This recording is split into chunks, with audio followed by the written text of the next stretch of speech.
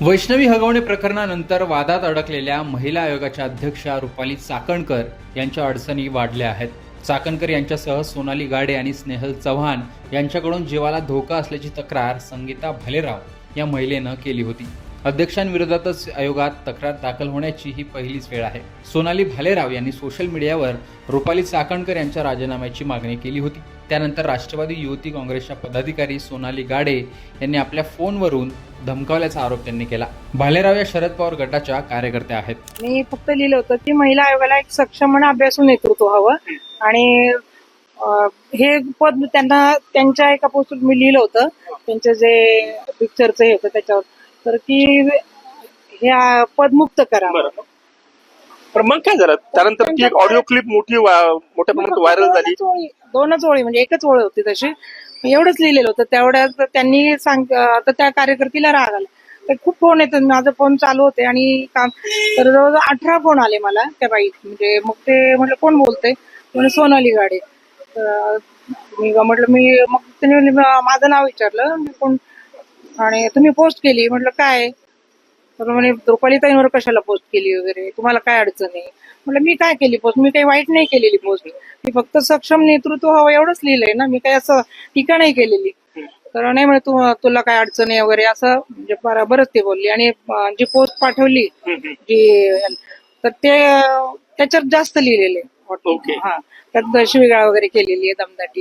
तर ती नंतर पाहिली मी आणि म्हटलं मी आक्षेपार्ह लिहिलेलं नाहीये. आता बाकीचे लोक तर किती टीका करतात, मी कधी असे सभ्यपणाने आणि फक्त नेतृत्व हे पाहिजे बदला किंवा अध्यक्षपद बदला एवढंच लिहिलेलं होतं ना.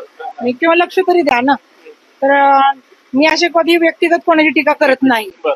मला एका गोष्टीचं मनापासून कौतुक वाटतं की ज्या वेळेस आयोगाची, आता जसं आपण सांगितलं, आयोगाची तक्रार आयोगाकडेच आहे किंवा ज्या पद्धतीने आयोगावरती बोललं जातं, आयोगाकडेच मागणी केली जाते, आयोगाने न्याय दिला पाहिजे असं विरोधकांना वाटतं. तर हा विरोधकांचा आयोगावरती असलेला विश्वास आहे. त्याच्यामुळे या विश्वासाच्या माध्यमातूनच त्यांना सातत्याने वाटतं की कोणतीही घटना घडू दे, आयोग पाहिजे. खरं तर प्रत्येकाचे विभाग वेगळे आहेत. आपण पाहताय प्रत्येक विभागाचे अधिकारी इथं बसलेले आहेत. प्रत्येकाचं कामकाज वेगवेगळं आहे. आयोगाची कार्यप्रणाली वेगळी आहे. आयोगाच्या कार्यक्षेत्र ठरलेले आहेत. त्याच्यामुळे ह्या सगळ्यांमध्ये पण प्रत्येक काम आयोगानेच करावं असं जेव्हा टीकाकारांना वाटतं की आमच्या कामाची पावती आहे, त्यांचा तो विश्वास आहे.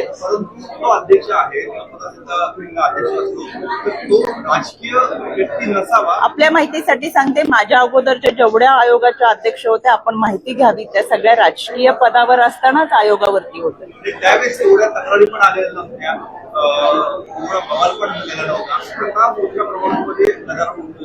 आपल्या प्रश्नामध्येच माझं उत्तर आहे की तोपर्यंत एवढ्या तक्रारी येत नव्हत्या किंवा एवढ्या प्रमाणात तो कन्व्हिक्शन रेट असतो की त्या व्यक्तीला विश्वास वाटतो की मी तक्रार दिली तर आता नाही मिळेल. त्याच्यामुळे आता तक्रारदार महिलांची संख्या सुद्धा चांगल्या पद्धतीने पुढे येऊन मांडतात की आमच्यासाठी समाधानाची गोष्ट आहे. कारण की पूर्वी अन्याय सहन केला जात होता, आता त्या मांडण्याकडे एक कल आहे आणि त्याच्यासाठी खऱ्या अर्थानं मला त्यांचं मनापासून कौतुक वाटतं की आम्ही त्यांना न्याय देण्यासाठी प्रयत्न. पहिली गोष्ट मला तुम्हाला सांगायचंय, आयोग हे अर्धिक न्यायालय, दिवाणी न्यायालय आणि या दिवाणी न्यायालयामध्ये ग्राउंडवर काम करत असतानाची सगळीच अपेक्षा जर तुमची असेल की सगळंच आयोगाने करावं, तर आमचे संबंधित अधिकारी या ठिकाणी आहेत. जिल्हाधिकारी त्यांचं काम ते करतील, पोलिसांचं काम जिल्हाधिकारी करू शकत नाही, जिल्हाधिकाऱ्यांचं काम पोलीस यंत्रणा करू शकत नाही, विधी सेवा प्राधिकरणाचं काम आमच्या पोलीस उपायुक्त करू शकत नाही. प्रत्येकाचं कामकाज वेगळे आणि अर्धिक न्यायिक न्यायालयाच्या माध्यमातून आम्ही काम करतो.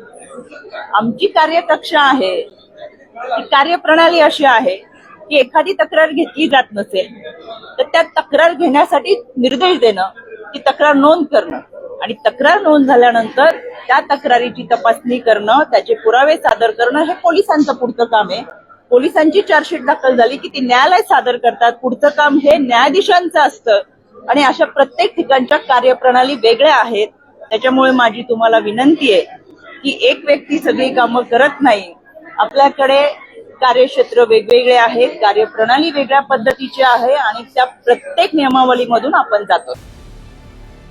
अध्यक्षांविरोधात तक्रार महिला आयोगातर्फे कशी हाताळली जाते याकडे सगळ्यांचे लक्ष असेलच. पुण्याहून किरण शिंदे आणि नाशिकहून किरण नाईक, lokmat.com याविषयी तुमचं मतही कमेंट बॉक्समध्ये नक्की सांगा.